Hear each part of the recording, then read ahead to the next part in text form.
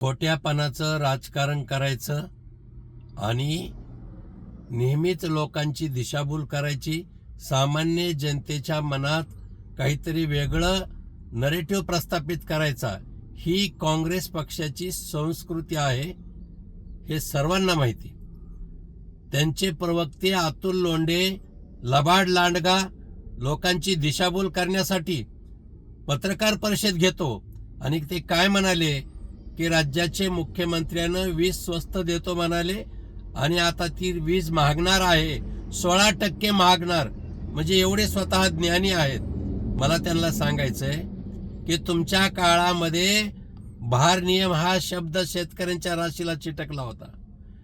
विजेचे दर सतत वाढत गेले काँग्रेसच्या काळामध्ये, पण 2014 पासून या राज्यामध्ये भारनियम शब्दच बंद झाला. शेतकऱ्यांना मुबलक वीर, शेतकऱ्यांना मोफत वीर, ग्राहकांना वेळेवर वीज पुरवठा हे नियमित चालू आहे. आणि हे लक्षात घ्या की महावितरणनं वीज दर कमी करण्यासाठी याचिका दाखल केलेली. भविष्यात 5 वर्षात सुद्धा विजेचे दर वाढणार नाहीत याचा प्रयत्न स्वतः मुख्यमंत्री करतात आणि तुम्ही नाकानं वांगे सोलता, खोटं बोलता.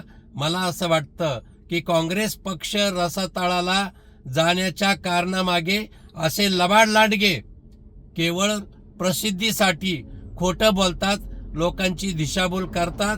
विजेचे दर वाढणार नाहीत, उलट शेतकऱ्यांना, सामान्य ग्राहकांना वीज पुरवठा वेळेवर कसा होईल ह्याचं काम सत्ताधारी करतात, हे लक्षात घ्या.